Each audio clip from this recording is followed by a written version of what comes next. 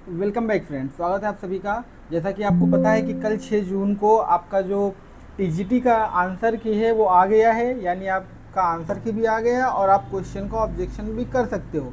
उसके लिए विज्ञप्ति भी आ गई है और क्वेश्चन का ऑब्जेक्शन का जो वो है प्रोफार्मा वो भी आ गया है। तो आपको क्या करना है, विज्ञप्ति पे क्लिक क्लिक करना है और आपको क्या है, ये नोटिस मिल जाएगी 6/6/2026 की आयोग द्वारा आयोजित प्रशिक्षित स्नातक विज्ञापन संख्या 1/2022 के दिनांक 3 एवं 4 जून 2026 को संपन्न लिखित परीक्षा के सभी 15 विषयों की मास्टर सेट की प्रोविजनल उत्तर कुंजी अभ्यर्थियों के अवलोकनार्थ आज दिनांक 6/6/2026 को चयन आयोग की वेबसाइट https://upesscup.gov.in पर प्रकाशित की जा रही है। ये आपके 15 सब्जेक्ट्स हैं जो टीजीटी में हुए थे। उक्त के क्रम में प्रश्नगत परीक्षा से संबंधित समस्त अभ्यर्थियों को एतद द्वारा सूचित किया जाता है कि आयोग की वेबसाइट पर प्रदर्शित ऑनलाइन के लिंक के माध्यम से अनुक्रमांक एवं जन्म तिथि अंकित कर लॉगिन करने के उपरांत मास्टर सेट की प्रोविजनल उत्तर कुंजी के अनुसार मिलान कर ले। यदि मास्टर सेट की प्रोविजनल उत्तर कुंजी पर आपत्ति है तो दिनांक 6/6/2026 से 12/6/2026 की रात्रि 12 बजे तक ऑनलाइन आपत्ति दर्ज किया जा सकता है। दिशा निर्देश आयोग की वेबसाइट पर अपलोड कर दिया गया है। ऑनलाइन लिंक के लिए अतिरिक्त अन्य किसी माध्यम से आपत्ति पर विचार नहीं किया जाएगा। मतलब वही बात जो अभी तक इन्होंने, जब से ये आयोग बना है तब से ये क्या कर रहे हैं कि ऑनलाइन ही आपका मास्टर सेट दे रहे हैं एक, और मास्टर सेट में ही वही एक आपको लिंक बना दे रहे हैं और उस लिंक के थ्रू आपका क्वेश्चन पेपर खुल जा रहा है। अगर आपको किसी भी क्वेश्चन को चैलेंज करना है तो वहीं पे आप अपनी आपत्ति दर्ज कराइए। वहीं पे जो भी आपका जो क्वेश्चन जो उठ रहा है उसको वहीं पे दीजिए, वहीं पे पीडीएफ अपलोड कीजिए और उसको सबमिट कर दीजिए। बिन पैसे नहीं है इसमें, तो आपको पैसे की कोई वो नहीं होनी चाहिए। फिर प्रश्न आपत्ति का भी वही बात है, वही वही चीज़ दी है इन्होंने, ठीक है। और उसके बाद अगर आप बात करोगे तो अगर आपको क्वेश्चन ऑब्जेक्शन करना है या अपनी आंसर की ढूंढना है तो कैसे ढूंढना है, आपको यहाँ पे क्लिक करना है। जैसे ही क्लिक करोगे यहाँ पे आपका रोल नंबर और यहाँ जन्म तिथि डालोगे, आपको क्या होगा, आपको सारा चीज़ यहाँ पे लॉगिन करके दिख जाएगा, ठीक है। ठीक है, तो ये आपके लिए वो है।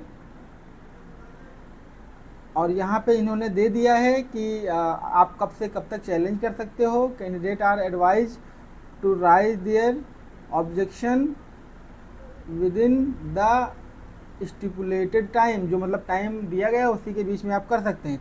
अगर आपको कुछ समझ नहीं आ रहा है तो यहाँ पे आप देखोगे तो यूजर मैनुअल भी दिया, कैसे आपको चैलेंज करना है वो यहाँ पे क्लिक करोगे आपको सारी चीज़ें यहाँ पे दिख जाएंगी।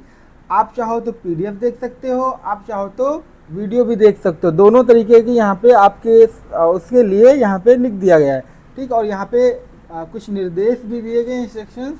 अगर आप यहाँ पे पीडीएफ पे क्लिक करोगे और चाहोगे तो आप वीडियो भी देख सकते हो, अगर पीडीएफ में कोई बात आपको समझ में ना आ रही हो तो आप यहाँ पे देखोगे तो यहाँ पे यूजर मैनुअल है पूरा।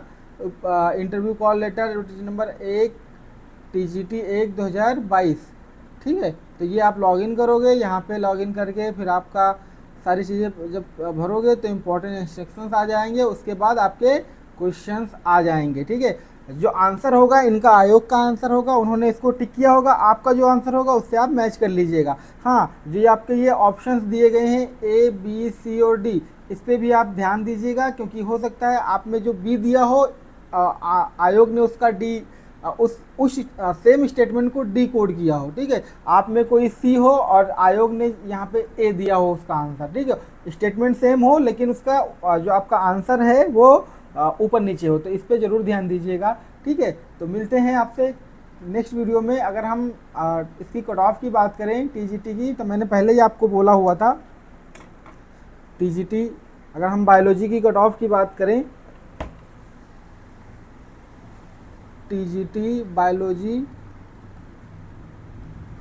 बायोलॉजी कट ऑफ की बात करें अगर हम, तो हमने पहले बोला है कि यूआर का जो है वो आपका 110 से कम नहीं जाना, प्लस ही जाने वाला है, ठीक है। ओबीसी में आप ये मानिए कि 105 प्लस वालों का हो जाएगा, और एससी एसटी में भी आपका 100 प्लस जो है वो अपना मान के चलें कि हो सकता है। बाकी क्योंकि इसमें इंटरव्यू होता नहीं है, टीजीटी में इंटरव्यू होता नहीं है, तो यूआर में 110+ वाले जो हैं वो सब सुरक्षित हैं, और ओबीसी में 105+ वाले सुरक्षित हो सकते हैं, एससी एसटी में भी 100+ वाले सुरक्षित हो सकते हैं।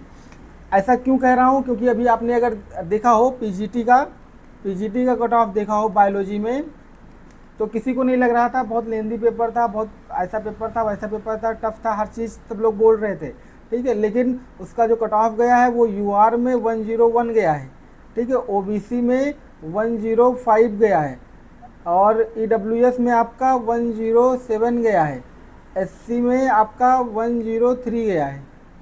तो इतना हाई कट ऑफ था। हाँ, ये मान सकता हूँ, क्योंकि इसमें तो इंटरव्यू था पीजीटी में, आपका पीजीटी में जो होता है वो इंटरव्यू भी है, लेकिन टीजीटी में डायरेक्ट होगा तो कट ऑफ ज़्यादा जाएगी, क्योंकि अगर हम पीजीटी की देखेंगे तो इसका जो फाइनल सिलेक्शन होगा इसका, वो इनका करीब 110 से 112 क्वेश्चन जिनके सही होंगे उनका हो पाएगा। ओबीसी में भी 110 से 112 पे जो होंगे प्लस उनका हो जाएगा। ईडब्ल्यूएस में भी 112 तक जो होंगे प्लस होंगे उनका हो जाएगा। एससी एसटी में भी वही हाल होगा कि हाँ 110 प्लस दिन जो होंगे उनका हो जाएगा। तो मतलब ये है कि जो फाइनल सिलेक्शन होगा पीजीटी का वो 110 प्लस होगा। तो यहाँ भी यही होगा कि मतलब 100 से ऊपर ही जाना है हर कैटेगरी को, 110 तक जा सकते हैं। 110 से ऊपर शायद ना जाए, क्योंकि कुछ ह्यूमन एरर हो जाता है, 4-5 क्वेश्चन 10 क्वेश्चन तो गलत हो ही जाता है सबसे, तो इससे ऊपर नहीं जाने वाला।